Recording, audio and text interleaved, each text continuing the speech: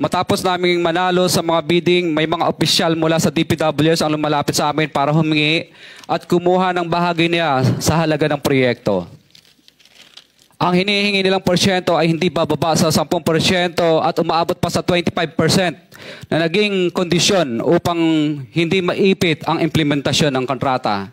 Ito ay binibigay namin sa kanila ng cash. Ang bawat transaksyon ay may karampatang voucher at ledger na nagsasaad ng mga araw at kung kailan nila ito natanggap.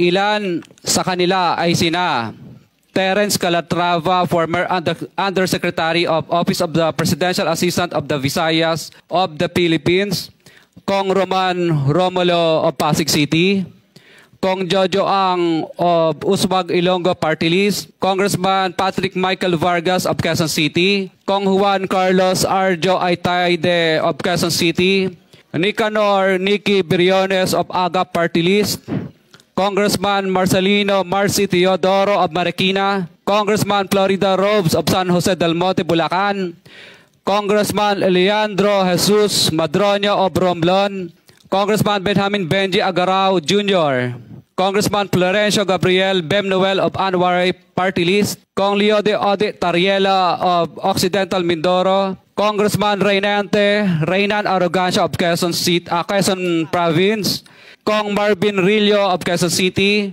Kong Teodoro Haresco of Aklan, Kong Antonieta Yudela of Sambuanga, Sibugay, Kong Dean Asisio of Caloocan, Kong Marivic Pilar of Quezon City. 21. Mayroon ding mga kinatawan ng ilang politiko na nakikipagtakbo sa amin upang manghingi ng porsyento kapalit ng mga porsyento ng mga proyekto. Ang mga porsyentong ito ay 25% ay ipinipilit sa amin bilang karaniwang kalakaran na wala akong kakainang tanggihan. Ilan sa kanila ay sina Regional Director Eduardo Virgilio of DPWS Region 5, Director Ramon Ariola III of Unified Management UPMO, District Engineer Henry Alcantara, DPWS Bulacan First, Undersecretary Robert Bernardo, District Engineer Aristotle Ramos of DPWS Metro First, Pasig City, District Engineer Manny Bulusan of DPWS North, Manila Deo, District Engineer Edgardo C. Pingol of DPWS Bulacan Subdeo, District Engineer Michael Rosaria of DPWS Quezon Second Deo.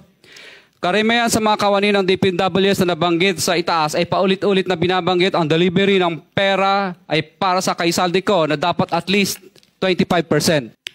Si Kong Marvin Rillo naman ay ilang beses na binabanggit ang pangalan ni Speaker Martin Romualdez bilang kanyang malapit na kaibigan. 25. Sa tuwing umiinom kami sa Wine Story, sa BGC at sa Shangri-La Mall, sinasabi pa ni Kong Rillo na lahat ng kanyang request para sa pondo ay galing pa mismo sa unprogrammed funds at insertion na inaaprubahan ni Speaker. Ang tao ni Marvin Rillo na si Bogs Magalong ang pumupunta sa amin para kunin ang pera sa aming opisina o sa Wine Story. Si Kong Jojo Ang naman lagi ring binabanggit sa lahat ng project sa kanya ay papondo ni Speaker at ni Saldico. Mataas ang hinihingi sa project, dagdag pa niya, hindi naman lahat ng pera ay para sa kanya kundi para kay Speaker at kay Saldico. Sa lungsod ng Pasig naman, lumapit sa akin ang DPWS Project Engineer na si Angelita Garucha para kolektahin ang parte ni Kong Roman Romulo sa flood control projects noong 2022. Number 28. Pagdating ng 2025, si District Engineer Aristotle Ramos ang sumunod na nagpakilala na bagman ni Kong Roman Romulo kung saan 30% ang kanyang hiningi ay para kay Kong Roman Romulo. Sinabihan ko kay D.E. Ramos na masyado namang mataas, ngunit sinabi niya na walang magagawa dito dahil pondo ito galing sa unprogrammed funds at insertion galing sa taas. Sa ilang pagkakataon, ang mga politiko na personal na inabutan ng halaga ayon sa hinihingi nilang porsyento mula sa proyekto.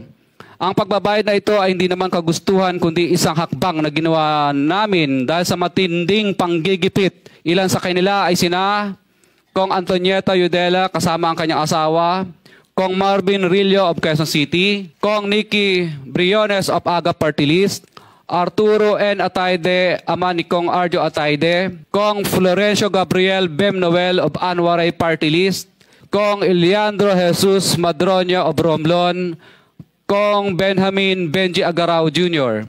Kami ay lubos na humihingi ng tulong sa Senate Blue Ribbon Committee na pinamumunuan ng buting Chairman Senator Dante Marcoleta at kay President Bongbong Marcos para sa proteksyon at seguridad ng aming pamilya. Ang salaysay na ito ay kusang loob namin ginawa at walang sino mang pumilit na gawin ito.